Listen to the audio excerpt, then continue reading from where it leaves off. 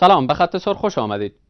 اصلاح کمیسیون‌های انتخاباتی مسئله‌ای بود که باید در نخستین روزهای کاری رهبران حکومت وحدت ملی به آن می‌پرداختند. اما تا زمان اقدام برای اصلاحات زمان زیادی سپری شد. بعد از مشکلات زیاد کمیسیون اصلاح نظام انتخاباتی تشکیل شد و این کمیسیون توانست در مدت زمان مشخص شده طرح اصلاحی خود را به حکومت تقدیم کند. حکومت افغانستان باز هم با یک مدتی تأخیر طرح اصلاحی را به مجلس نمایندگان فرستاد. اما این طرح به دلایل نامعلومی از سوی مجلس رد گردید که واکنش تعدادی از کارشناسان و شهروندان را نیز در پی داشت. با این حال هم کمیته گزینش که اقدام عملی در جهت اصلاحات به حساب می‌آید آغاز به کار کرد. تعداد به این باورند که اراده آوردن اصلاحات در کمیسیون‌های انتخاباتی نزد دولت مردان وجود ندارد. از این رو همیشه کارشکنی می‌کنند و حتی طرح رد این طرح از سوی پارلمان را نیز به دولت نسبت می‌دهند. اینکه چرا اقدام جدی در مورد اصلاح نظام انتخاباتی صورت نمی‌گیرد و اینکه چرا هنوز هم کمیسیون‌های انتخاباتی پابرجاست و رئیس جمهور به آنها امتیاز می‌دهد، مسائل است که نگرانی شهروندان را بیشتر کرده است. در این زمینه گفتگوی داریم با فضل احمد منوی، رئیس پیشین کمیسیون انتخابات. از شما دعوت می‌کنیم بیننده این برنامه باشید.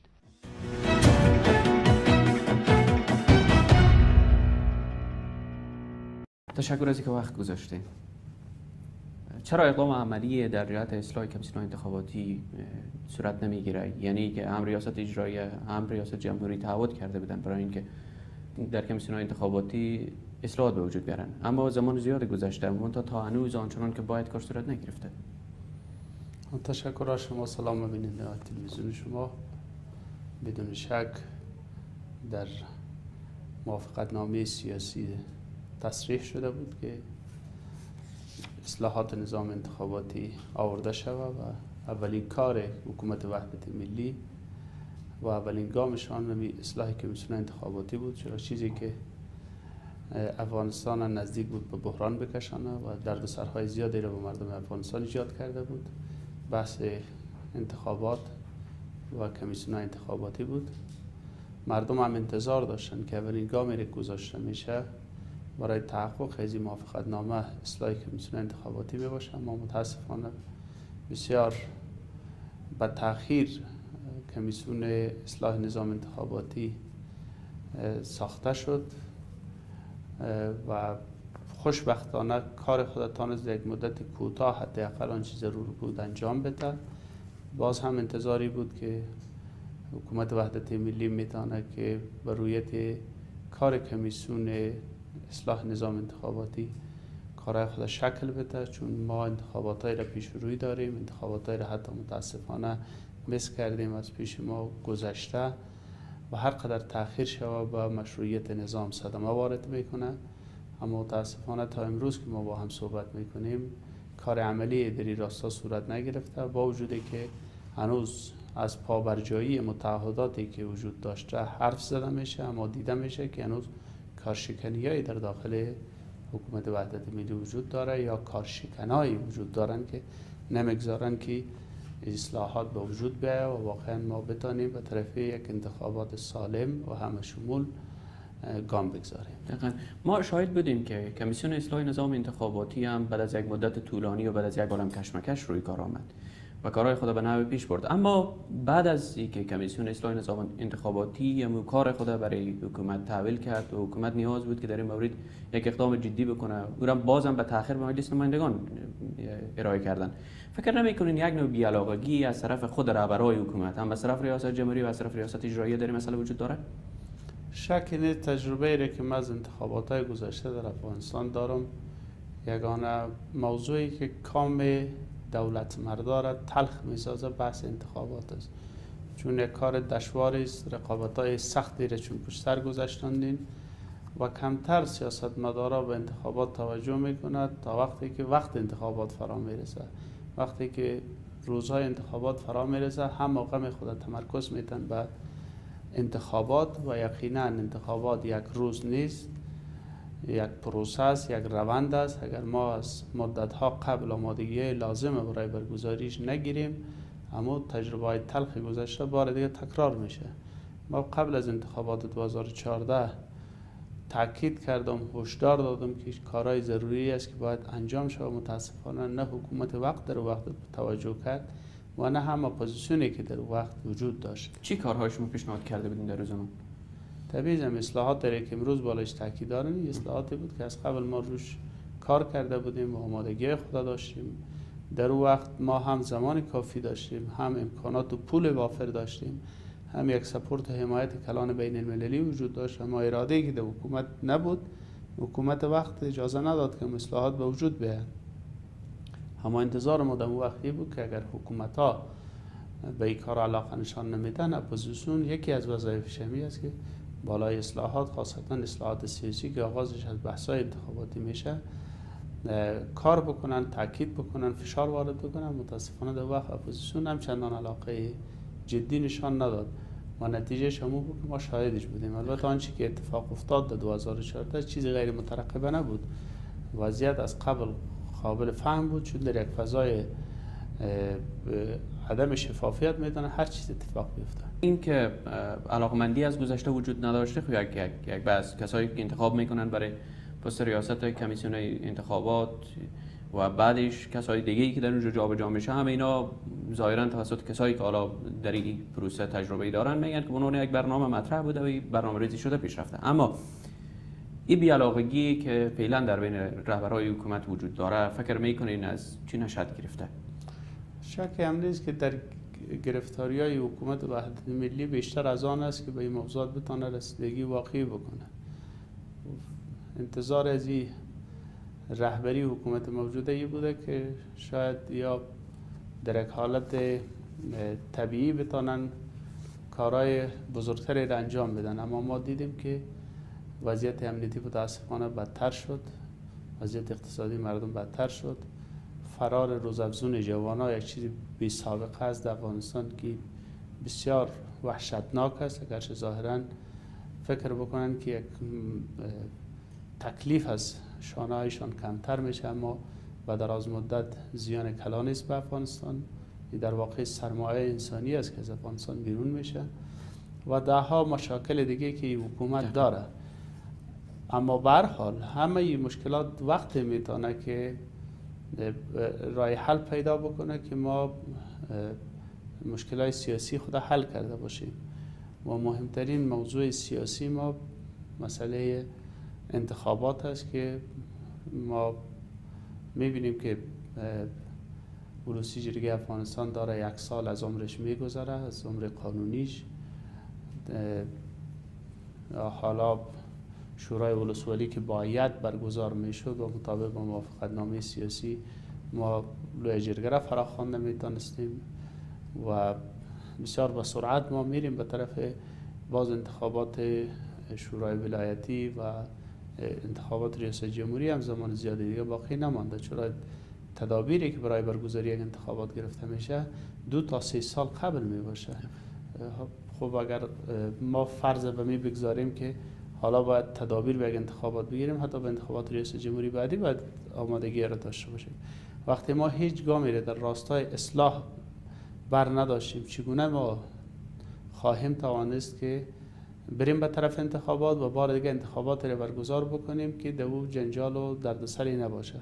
اگر به می وضعیت خدای نخواسته ما به یک انتخابات دیگه بریم، یک بار دیگه افغانستان به بحران جدی سیاسی روبرو خواهد کرد که شاید هر بار دیگه یک خارجی یا وزیر خارجه یک کشور خود زحمت نتبیه با در بین ما میانجیگری کنن، چیزی که ما شاهد شد در 2009 و در 2014 بودیم متاسفانه. جناب بنوی، بیشتر از مشکلات یاد کردین که با روی کار آمدن حکومت وحدت ملی دامنگیر افغانستان شده، گسترش ناامنی، فساد، فلان فلان فلان. حالا اینا به نوع سایه انداخته روی کارهای اساسی که اردو رهبر حکومت تعهد کرده بودن انجام بدن، یعنی بحث اصلاح انتخاباتی، بحث شناسنامه‌های برقی. فکر نمی‌کنین از ضعف مدیریتشان باشه؟ ما یک مقدار باید واقع بینانه‌تر حرف بزنیم. صلاحیت ها متاسفانه آنچه در قانون اساسی افغانستان است و روند 14 سال گذشته در افغانستان متمرکز از رئیس جمهور باشه و حالی هم این صلاحیت ها به طور مطلق متمرکز به دست رئیس جمهور است. هنوز صلاحیت های لازمی که قرار بود مطابق موافقتنامه سیاسی بین هر دو رهبر تقسیم شود، هنوز تقسیم واقعی صورت نگرفته. یعنی ما فرمانی را که باید تفویض صلاحیت صورت میگیره از طرف رئیس جمهور برای رئیس اجرایی هنوز کار نشده. فقط نقش رئیس اجرایی میتونه یک نقش همکار باشه و مشوره دهنده باشه تا یک نقش تصمیم گیرنده، چرا تصمیم نهایی رو باید رئیس جمهور بگیره. حالا چرا رئیس جمهور نمیگیره؟ شاید یکی از دلایلش همی باشه که خب تا که موافقت رئیس اجرایی نباشه نمیتونه گامی بگذاره. ما باورم این است که در راستای اصلاح نه تنها مزاحمت از جانب ریاست اجرایی نیست، از هیچ طرفی نمیتونه کدام مزاحمت باشه، بلکه همکاری هم وجود داره. اما ما باورم این است که در داخل هر ریاست جمهوری هنوز چهره‌هایی هستند که از گذشته ها در یک فضای ناسالم سیاسی میتونستن منفعت به دست بیارن، امروز هم مانع اصلاحات میشن و نمیگذارن که اصلاحات واقعی به وجود بیاد تا با امتیازات و منافعی که در گذشته دست داشتن بار دیگر دست یابند. متاسفانه اما آنچه که ما انتظار داشتیم از که رئیس جمهور فعلی افغانستان از یک قاطعیت و جدیت حرف میزد و به اصلاحات تاکید میکرد و ما شاهد بسیار شعارها بودیم باید کارهای کلانی را انجام میدادن، اما متاسفانه نشاهدش. فکر میکنید این چهره‌ها میخوان از انتخابات چی به دست بیارن؟ چهره‌هایی که پیشتر یاد کردین که در هر ریاست جمهوری فعالیت میکنن و نمیگذارن اصلاحات در انتخابات به وجود بیاد؟ این موضوع یک مقدار بحث بزرگتر کار داره. شما میفهمید که اگر یک انتخابات واقعی صورت بگیره فقط مردم است که در اون نقش می داشته باشه، چون تصمیم مردم گرفته. هر قدر انتخابات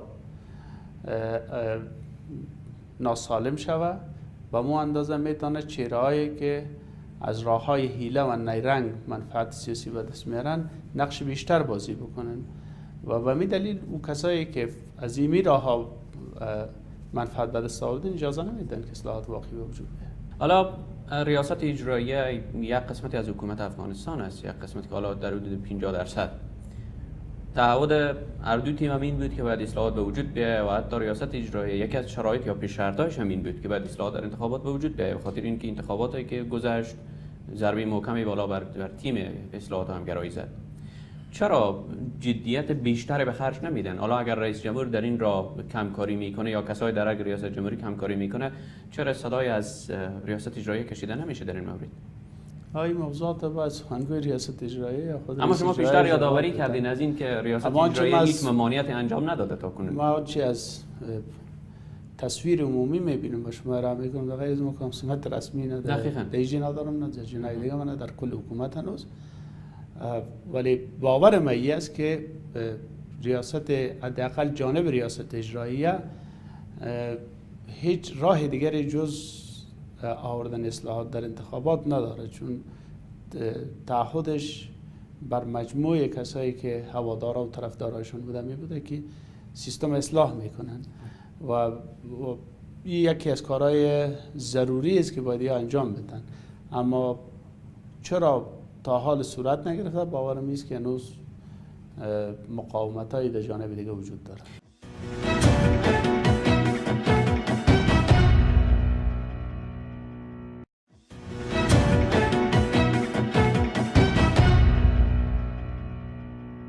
خب ریاست اجراییه و شخص رئیس اجراییه با سخنگوی چندین مرتبه اعلان کردند که ما هیچ نوع انتخابات در افغانستان برگزار نخواهد شد تا اینکه اصلاحات در کمیسیون به وجود بیاید.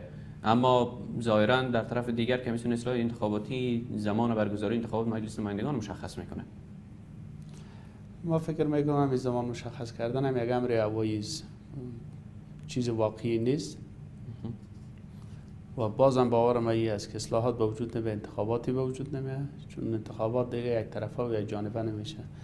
انتخابات در افغانستان صورت میگیره و مردم افغانستان در جناح‌ها و گروه‌های مختلف سیاسی تقسیم هستند و سیاسیون افغانستان همه به این تاکید دارند که باید اصلاحات به وجود بیاید.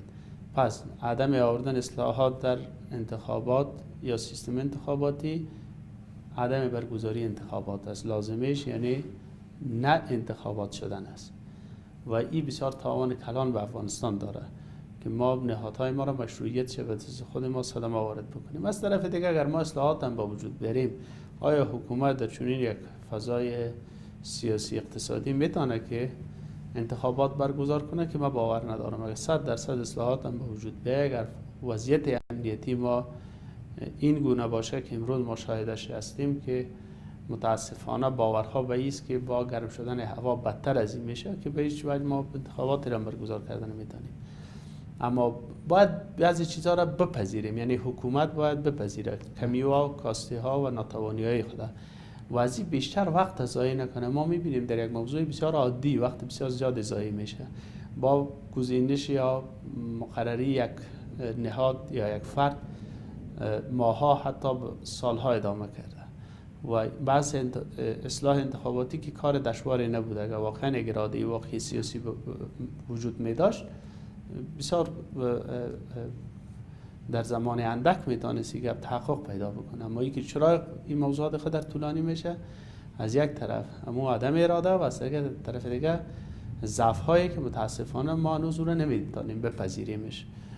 باید اعتراف بکنیم که ضعف های زیادی. یعنی در حال حاضر فکر میکنین از طوری که حکومت تصمیم میگیره ظاهراً از کار بر روی اصلاحات انتخاباتی تمرکز بکنن بر روی امنیت افغانستان، چون اگر ما اصلاح انتخاباتی هم داشته باشیم امنیت نداشته باشیم نمیتونیم انتخابات برگزار واضح بکنیم. از طرف دیگه اگر قرار باشه با بودجه ملی ما انتخابات برگزار کنیم هیچ انتخاباتی رو برگزار کردن نمیتونیم. اما اینکه تعهد جامعه بین المللی هنوز وجود داره که انتخابات سپورت حمایت میکنه، بسیار تعهد از واضح است که بدون آوردن اصلاحات هیچ گونه سپورت حمایت مالی نخواهند کرد. پس یکی بر دیگه این موضوعات مرتبط است، همه این گپا باید روش کار صورت بگیره. حداقل اگر امروز ما این کارا را انجام بدیم بازم تا یک سال دیگه ما نمیتونیم انتخابات برگزار بکنیم. اما اینکه چه وقتی کار ما تکمیل میشه و چه وقت ما میریم به طرف برگزاری یک انتخابات، یکی بحث‌های بسیار خیالی و وهمی و تشریفاتی و بعضا هم به اصطلاح همه عام هوایی صحبت کردن است. یک بحث‌های واقعی است. خب یک کمیسیون انتخابات میاد تاریخ تعیین میکنه روی کدام آمادگی ها، بسیار حرفای بیانتهی و بی‌معنایی است که ما میشنویم متاسفانه. یا حکومت میاد روی یک تاریخ بحث میکنه به اساس کدام آمادگی ها. به هر حال من باور ندارم به این تاریخ هایی که چیز شد اعلان شده، چه از جانب حکومت و چه هم از جانب کمیسیون. یعنی او رو مقدور نمیدانید در حال حاضر؟ واضح است که تمام نیست و کار اصلاح و زمان اصلاح با زمان آمادگی ها و برگزاری انتخابات نمیتونه که وفق بکنه با تاریخی که برای برگزاری انتخابات اعلان کرد. جناب عنوی، شما در کمیسیون انتخابات کار کردین و مدتی این مسئولیت به دوش داشتین. از دیدگاه و آرای دولت مردم تا حدودی میدانین که چی برنامه‌های در سر ممکن برای آوردن اصلاح در انتخابات دارن. واقعا فکر میکنین برنامه‌ای برای اصلاح در افغانستان به گونه‌ای واقعی وجود داره؟ من چندان باور ندارم که یک اراده واقعی سیاسی برای آوردن اصلاحات در بین جمعی سیاسیون افغانستان وجود داشته باشه. اما از یک طرف ناگزیری های زمان و شرایط هم باید نادیده نگیریم. از یک طرف مردم افغانستان انتظار دارن که یک دموکراسی واقعی را که اساسش انتخابات از باید تجربه بکنن. شما میفهمید که سطح سواد مردم بالا رفته، سطح توقع مردم بالا رفته، عقل سیاسی مردم انکشاف پیدا کرده. امروز جوانای دیروز افغانستان نیستند دیگه. از یک طرف و جانب دیگه جامعه بین المللی امی مشروعیت حضور خود در افغانستان، آوردن دموکراسی، مبارزه با تروریسم، مبارزه با مواد مخدر، یک چند موضوع را مشخص ساخته بود و به این معنا حضور پیدا کردن، عسکرشان اینجا کشته شد، پولشان مصرف شد. حداقل یا یک جوابدهی به مردم خود هم دارن که وقتی ما پول تانبرد مصرف کردیم در افغانستان دستاورد ما چیز، خود تروریسم خوب کارش نشد، بدتر شد وضعیت، مواد مخدر هم چند شد. عالی دموکراسی سرنوشتش چی میشه؟ یک انتخابات حداقلی در افغانستان وجود داشت. پس این توجیه حضور 14 ساله جامعه بین المللی در افغانستان دیگه باقی نمیمونه اگر نتونن که یک کار واقعی در افغانستان بکنن. پس اگر یک کاری را که مقدور هم است انجام بدن، کار انتخابات است. بنابراین اگر فشار واقعی از جانب جامعه بین المللی وجود داشته باشه، با روحیه که در سطح ملی وجود داره، یک چند سیاسیون و یک چند آدمایی که از فضای ناسالم میتونن استفاده ببرن که هیچ گونه دلبستگی واقعی به کشور هم ندارن متاسفانه.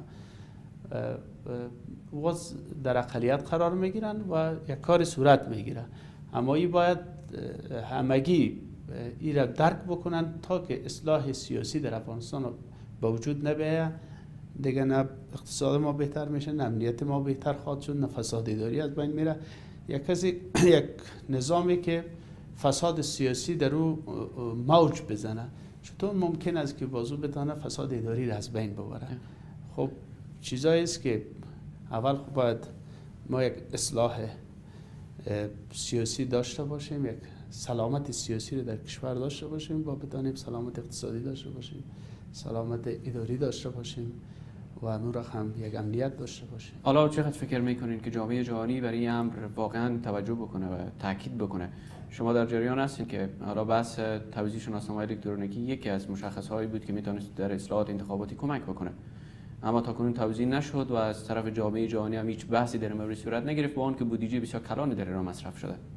یک چیزایی را ما زیاد آرمانی روش صحبت میکنیم. یکی از بحث‌های توزیع تذکره الکترونیک است که بحث 4 سال قبل مطرح شد. وقتی من موضوع اصلاحات انتخاباتی را مطرح ساختم، فیصله کرد کابینه افغانستان که خب تذکره الکترونیکی توزیع شد و یک پا آمدم. اون وقت هم استاد شدم و به کابینه گفتم که اول این کار نمیشه شروع، دلایلش هم موجود است. اگر شروع هم شود تا حداقل تا 10 سال دیگه این انتخابات افغانستان جواب نمیده، چون تذکره تا سرتاسری شود و همه مردم بگیره. و در اون وقت هم چیزی که با ضرور بود، مشخصاتی که باید این تذکره روش کار میشد که انتخابات به کار میرفت، حکومت رو قبول نداشت. با فشار جامعه جهانی یک چند موضوعش قبول شد. خب یک بحثایی است. اگر مردم فکر کنه با توزیع تذکره الکترونیک مشکل انتخابات حل میشه، این رقم حالا این یک جز میتونه باشه، میتونه یک بخش باشه، یک گام باشه، یک آغاز باشه، اما هیچگاه این مشکل ما را کارهای دیگه وجود داره که دشوار هم نیست، قابل انجام هم است و بتونه انتخابات هم درست بسازه. چی جایگزینی برای شناسنامه الکترونیکی وجود داره؟ یک بحث کلان از شاید حالا میشه که حداقل شاید از افسلی از برنامه شما بیرون باشه. حکومتی که در یک ماه یک دانه پایش چپه شده، پای برقش کل مردم بی برق است، او را استاد کردن نمیتونه، شما انتظار داره که کارهای بسیار کلان دیگریه. اما بحث برق یادآوری میکنن که ممکن مشکل کشورهای منطقه باشه و این چنین بحث‌ها، یعنی رقابت‌های سر انرژی. و همیشه ما که مشکل داخل داشته باشیم با بارش سر خارجی و سر کشور همسایه میپرتیم، ناتوانی خود ما را توجیه میکنیم. آدم بپذیره هر کسی اگر مداخله میکنه، اگر کشور است، اگر همسایه است، از ضعف خود انسان میباشه.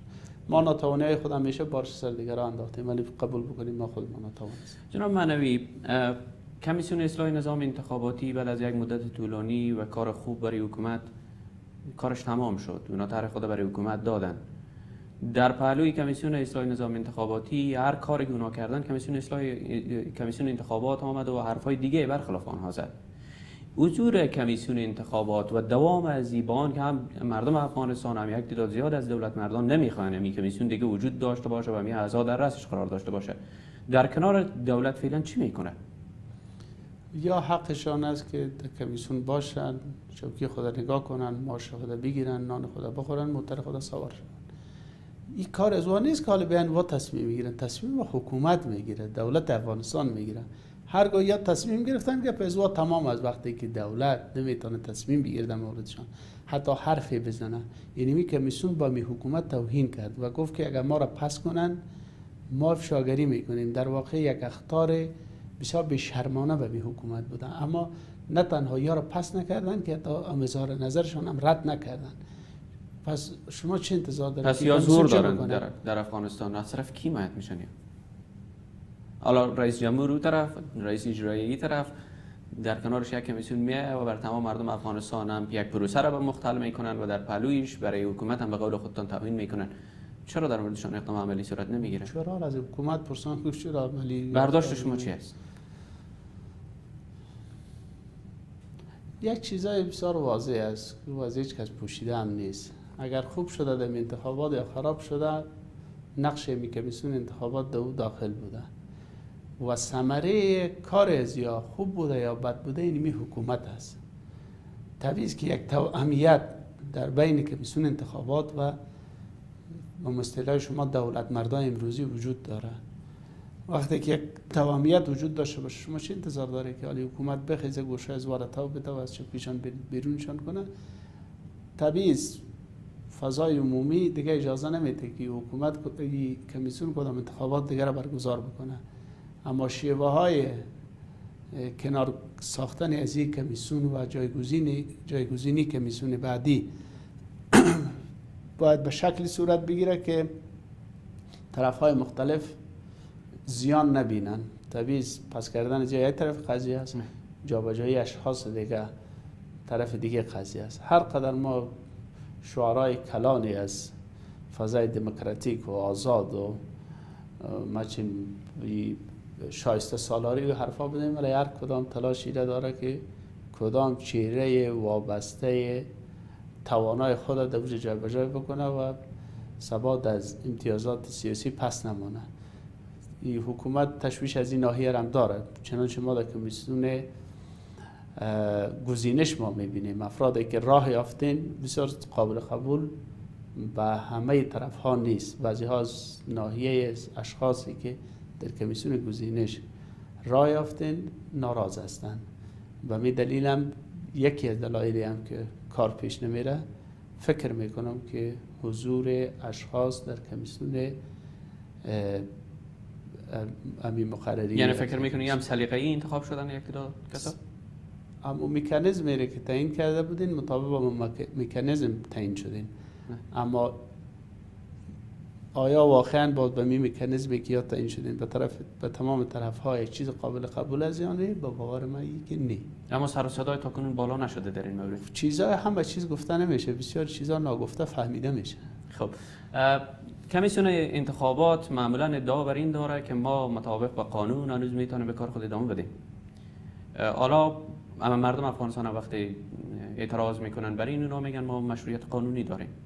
میره خلاص میگن قانون یک کمیسیون ساخته مجهزن، اما آیا قانون چیزی که به یا حکم کرده با کار انجام داده تانستین که بعد از وام انجام بدن ایره بپذیرن که چیزی که قانون به یا گفته بود که شما انجام بده هیچ کار قانونی را انجام دادن نتانستن. بنان مردم باورشان این است که بعدی هم یا کار قانونی انجام دادن نمیتونن. پس همین دلیل به این است که یا نباید به برگزاری انتخابات دیگه ابقا شد. پس اگر وضعیت همین گونه ادامه پیدا بکنه، اصلاحات در کمیسیون ها به صورتی که باید آورده نشه یا به نوعی به تاخیر انداخته شود، انتخابات مجلس نمایندگان یک بار هم او را از دست دادیم و معلوم نیست که حالا چند سال بعد ممکنه برگزار شود، پس سرنوشت قانونی ریاست اجراییه یا سرنوشت قانونی حکومت وحدت ملی که حالا فرا قانونی است چی میشه؟ وقتی شما میگید فرا قانونی است این رقم ادامه خواهد بده. یعنی فکر میکنین هر دو تا با هم کنار بیان و حکومت همین چنین پیش ببرن؟ چاره ندارن. هیچ یکی از مجزا از دیگه نمیتونه حکومتی را انجام پیش ببرن. و از این طرف هم ما کدام انتخابات واقعی را نمیتونیم برگزار بکنیم و از طرف دیگه هم وضعیت افغانستان میبینیم که متاسفانه یک بازگشت متاسفانه به طرف گذشته ها داره که امیدوار هستیم که باز هم این همکاری جامعه بین المللی کدام تغییر دیگری به وجود بیاره. به هر حال چاره جز این نیست. یعنی فکر میکنین حکومت 13 ساله آقای کرزی به نحو دیگه ای میخواد 13 سال 14 سال 15 سال ادامه پیدا بکنین چنین اگر اینا تمایل برای اصلاحات در انتخابات نداشته باشن و با هم کنار بیاین و نحوی که این گونه ادامه بدن، پس سرنوشت افغانستان و نظام چی میشه؟ حکومت آقای کرزی فکر میکنم که مشکلاتش بیشتر از امروز بوده، اما در وقت ما میبینیم جامعه بین المللی یک تعهد قوی تر داشتن، یک حضور گسترده تر داشتن، با یک امکانات بیشتر و با یک صلاحیت های کلانتر در افغانستان حضور داشتن. یک مقدار ظاهر قضیه بسیار بد معلوم نمی شده، اما امروز همه چیزا ما میبینیم که کاهش یافته. اما من فکر میکنم اساس همه بی‌ثباتی از امروز گذشته شده. ما دو انتخابات در زمان رئیس جمهور کرزی شاهد بودیم و که حضور داشتیم. عملا یک انتخابات هم پیش از او در مو انتخابات ها کارهای صورت گرفت متاسفانه که نتیجه شما در 2014 دیدیم.